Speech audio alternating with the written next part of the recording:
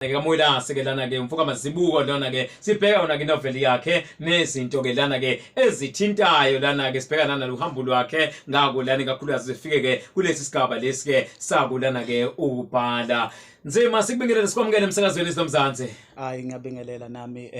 ngithokoze nje ukuthi ngibe ingxenye yalolu hlelo ngibingelele abalaleli emakhaya ake ngithi nje sanibonani. Yes ngizethanda nje ukuthi ukudonsela kuwena lapha lo ice cream niba bangani mzee nazo-ke yes mhlawumbe lana ke mfuka nzima ngiyabuka la kakhulukazi njengoba ke la umbhali wayo incwadi lena ke novel but ke masikhuluma ngaye lana ke uzakhele umfuka mazibuko ungubani nendabuko yakhe. Mina ngidabukaleni emahlanzeni eJozini. Ngazalelwa nje obonjeni then ke ngase ngifudukela kwindawo eseJozini indawo engomakhelwane vele lezi engikhuluma ngazo. Kutheke ngokuhamba kweminyaka cishe mhlambe emabangeni aphansi nje ezemfundo ngase ngifudukela eRichards Bay okuyikhona la engaqala khona ke ngenza ugrade 6 ngaze ngayophothula ke ehigh school yakhona eNtongande.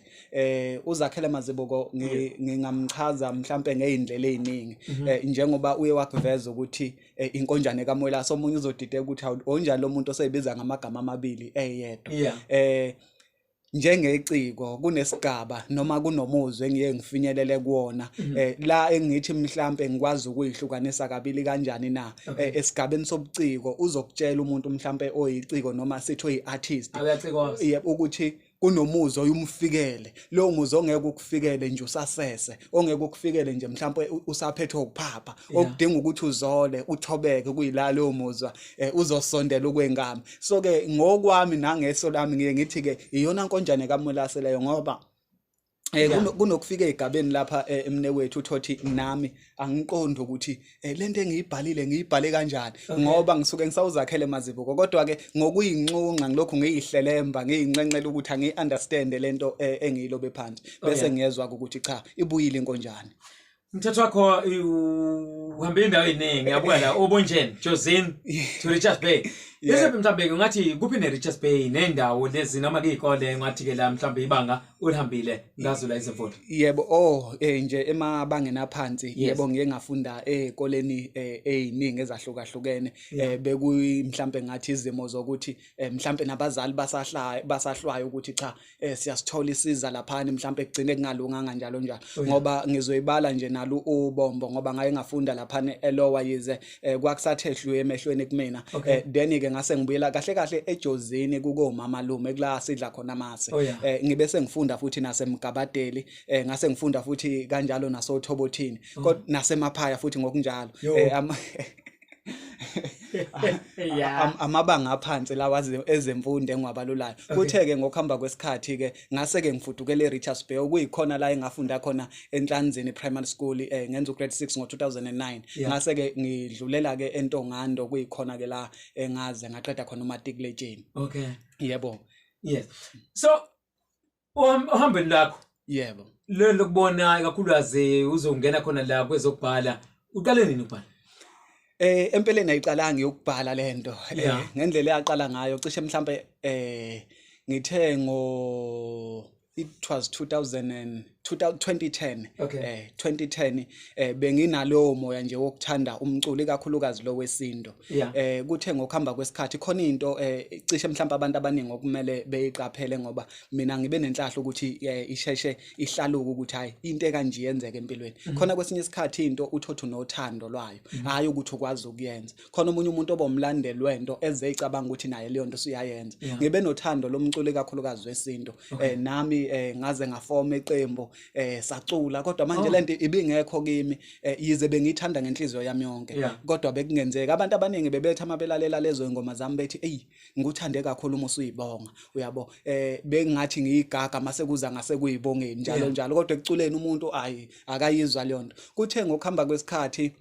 benginokulukho ngibhala izinkondlo nje ngibhala kodwa ngingekho serious ngisho kanjalo bekuyinto engifikelayo nje mhlambe ngithi ngichitha isithukuthezi nakuza mokhuluma nawo nomoya wenkondlo. Then ke kwase kuthi ngo2012 ngifuna ukuphendula umbuzo othi ngiqale nini ukubhala kunabanye ke abafokazi abanjengo Sibalikhulu khona eRichards Bay besinokubhala ke nje sithi sibhala mhlambe izindaba imidlalo yemoya kodwa besiphushwa yilelo vuso nathi besingalazi ukuthi singalihlonza noma sithi liqhamukapi. Kuthe ngokuhamba kwesikhathi sengifika la ngifike ngo2017 ingakabikho lento ukuthi mhlambe ngaze kuthiwa mina ngibhala incwadi uyabo nginokubhala nje indatshana kube into nje enganakiwe ezoyekwa kanjalo. Kuthe ke sengila ngo2017 ngadibana nabantu base bengibonisa ukuthi yazi lezi izinto ozenzayo mhlambe ingangcono mhlambe uma singakwazi ukuthi siyibone njalo njalo le ndaba zakho lokhu sifundela zona kwasha kwacima kanjani njalo. Ngibe sengikhipha ke incwadi yami yokuqala ethi usulu eyinhlanganisela yeindatshana eyingamashumi amabili kanjalo nezinkondlo eyingamashumi amathathu. Leyo ncwadi ke ithi usulu ama-short stories nje kanjalo nezinkondlo. Kuthe ke u2019 lo engikhuluma ngawo ngihlanganise ini njalo lapha mnewethu ngihlanganise indatshana engangiyibhala kulesa sikhathi ngingakaqondi ukuthi ngenzani kodwa ke manje ngase ngithola ulwazi ukuthi sometimes akhambi ngokuthi unothando nje lokubhala kodwa kunemigudu elandelwayo ukuthi kubhalwa kanjani ukuthi ukwenza kanjani njalo njalo yabo. Kutheke ke kulonyaka ngase ke ngiphinde ngibuya ngigadla ngikhoze ibuya ngenovelana ke ethi uthemba eqinisweni inovelana lethu uthemba kunencwadi ke ephume kulonyaka ethi mhla skhululwa saboshwa inoveli ke leyo. Ekunye mhlambe engingakucacisa nje ngikusho lezi ncwadi lezi njengoba iphuma manje nje le uthembe novelana yesiZulu loyibonayo akuyona incwadi ebhalwe manje. Khona ezinye izinto othothi uyibhalile kodwa amandla nezinsiza kusebenza mhlambe noxhaso njalo njalo kungenza ukuthi umsebenzi uphumele obala akukho ngaleso sikhathi. Yebo uyafisa yebo uyathanda kodwa akwenzeki. So ke inovelana le engiyikhiphe ngoJune ngase ke ngikhipha yanini lencwadi yango 2019. Iphume ngo2019 kodwa ngangiyibhale ngo2018 le novelana le ethi uthemba ize yaphuma nini ize yaphuma kulo nyaka lo ngoJune. Kuthe kusenjalo futhi ngathi angiphinde ngikhuze ibuya ngoba kunabantu abadidekile esigabeni sokuthi awu kanti lento yokubhala uvela ukhiphe nje uze uthi ngakusasa uhalela ukukhipha uphinde ukhiphe kanti cha izincwadi ezisuke zinesikhathi ihlelemba. Uyabona nje le novel le ayikakagayi izoqala ukugaya cishe kuleli viki esizoliqala ethi mhla skhululwa saboshwa incwadi enkulu kakhulu kunesikhathi ngayibhala cishe mhlawumbe uphelile u23 months isetshenzwa ilolongwa kubuyiswa kuthiwa ila akwenzanga kahle njalo njalo kulungiswa amaphutha njalo njalo ngoba izizophuma manje. So ke okubhala ngiqale ngaleso sikhathi. Yabona indlela okhuluma ngayo Mwelase ngiyabona ukuthi iphutha lenzekanga ukuthi siqa sethelo uhlelo lwethu sithi sigeqa amagulu. Ugeqa amagulu ke kuchazana ukhansela ukhuzwayo lapho uzamani. Yebo. Uthayile unsizwa le hayi. Wow ngiyambona ubaba ukhuzwayo. Uyamazi. Uyabona ke lencwadi le ubaba ukhuzwayo iyena ke owayijutshwe ukuba ebe examiner lencwadi. Yebo le ethu usulu sike sahlala naye phansi. Ngibona umyalezo wakhe la ekhaya ugeqa amagulu. Kulungile mfowethu. But ke umsebenzi wakho ngathini usuyakwazi ukuthola le itolo? Okwamanje cha ubungakatholakali ezitolo okunye nje mhlawumbe okunye engisalubalubela ukuthi kube nendlela njalo njalo ngoba ezinye izinto ikakhulukazi thina njengendle emnyama sibuye sibe nakho ukutula ulwazi kodwa ke ngiyeza ukuthi cha ikhona imongo neminyango evulekayo ukuthi umuntu amayifuna izinto zakhe itholakale kalula ngoba okusemqoka ke njengeciko noma njengombhali ukuthi umsebenzi wami ube semehlweni abantu bekwazi ukuthi nanoma yinini amabejike khona ninanku umsebenzi wenkonjane njalo njalo. Kwari indlela okhuluma ngayo ibuke indala kunawe mangubona lana. So nje bangijokela umdlalela indlela indlela akhuluma ngayo kunaye lo mfola kunaye la. Yini umyalezo oqukethwe qapho ile novel uthemba mhlambe bengingathanda qhawela kithi uma ukuthi sikhona isikhathi mhlambe nje isikhathini esingithathe nje noma iminute ngiphe umuntu ukuthi kahle kahle iquketheni ngizomopha nje singeniso bese ke ngithi ke ukuyihluza ngithi ukuyichaza mbijana njengoba ithi uthemba nje asigcine ngegama ngaphandle lithi uthemba kodwa uthemba lona isenze siphila kumlingiswa owuthembo sendabeni lana kunama amawele amabili okuthemba nothembane nomfowabo omdala uzenzele lona uyisigebengu kanjalo nomne wabo lo elinyiwele okuthembane uthemba ke uyithuke ngaphansi kwesigaba esinzima sokuthi no noma impilo inzima abafowethu benza ngalolu hlobo abasanabazali labafana bakwa ekhali baphila ngakho njalo ukuyibonela okwechwanele nyoka njalo ubachaza kanjalo umbhali uthemba uyakholwa kodwa izinto ayihambi ngalendlela afisa ngayo uyayibona lonto so uyithuke ngaphansi kwencindezi ukuthi yize ethungcwele noma ithemba lakhe libeke kuNkulunkulu ukuthi nakhe ezoyithuka elalidlile ngento ayaziyo ukuthi ayiqhamukanga ngesandla esihle ngicela ukuhlala phezulu kwesingeniso sayo isingama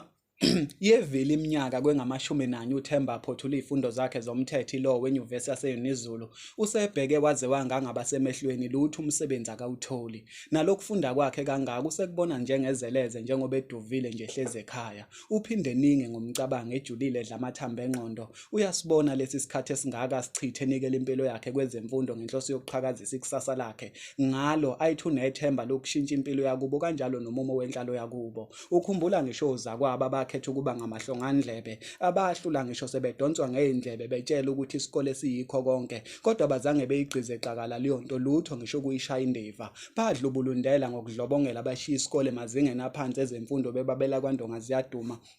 eGoli ngenhloso yokuyofuna umsebenzi okunanamhlanje bayasebenza banemizi bahamba ngeemoto zikanokusho ekubeni yena encindimini namajazi akhe emnyezane isingeniso ke sayo le novelana yesiZulu ngicabanga ukuthi ke umbhali uzamile ukuthi ehlelembe nje mhlambe isigejana nje sebinzala lamagama ngenhloso yokuthi eqhakambise umuzwa oqukethwe inovelana iyonke kwesingeniso uyakuthulela umlingiso semqoka okuthemba kanjalo nenkinga abhekene nayo ukuthi ufundile uneziqu ugogodile lapha nongoye kulesi sikhathi samanje lapha abazali besikhiphe endlini bathi asambe siye esikoleni ngenhloso yokuthi ikusasa lizoba ngcono kunalokho esikubonayo nangu uthemba ufundile amajazi kodwa akuthi nyaka akwenzeki lutho impilo imile into nje esinyokotho wena njengombhali bukhona nobuhlobo phakathi kwegama lomlingiswa nenhloso yendaba cha kimi njengombhali cha abukho ubuhlobo obukhona kodwa lento ngayibeka kanjani ngeke ngayiyamanisa ngayithatha ngayifaka ezicathulweni zomlingiswa ngoba ukubhala se-accommodate wonke umuntu ukuthi okay nangu uthemba lento ithini mfowethu ithi nanoma ubani empilweni ofuna ukufunda isifundo akayisuse lento yokuthi amakhulunye into ekakhulukazi mhlambe enohlalwane ehashayo ethi fanele ubani nobana ngisho ngabe kuthiwa uyayibona ukuthi uqhele kangakanani entweni oyibona kahle ukuthi ayinhle awuzama ukuvula ipage ukuthi akeke sekuthi yimi lo okungathiwa wehlelwe ingozi efana nale ngabe kwenzakalani njalo so ke ngiye ngahlala nami njengombhali ngayibuka ukuthi no asithi ke senginakho konke engikufisayo kodwa ayenzeki lento engiyifisayo so ke into leyo epossible empilweni idinga kahle kunesifundo esincane ekuvezela khona ukuthi lezi izinto singabantu sihleli nje emqondweni sinokuthi amangathola ukuthi nokuthi ngabe sengicedile kuyenzeka mhlawumbe uNkulunkulu ekunike yonke lento ocabanga ukuthi uyayidinga bese ubone ukuthi akuyona lento akade uyidinga Hlesinayo lana ngikonjane KAMWELASE lana ke kanjani uzakhele lana ke mfoka mazibuko lana ke umbhali wayo ke lana ke inoveli lana ke uthemba emsakazweni wakho IZWI LOMZANSI 98.0 FM ngiyafuna nje kafushane nje mase sibuya lapha endabeni bese kwazi ke la kwanikeza imininingwane abantu indlela abaxhumana ngayo la mfoka KAMWELASE 5 o'clock ke njengamanje isikhathi sekhona kuntokozo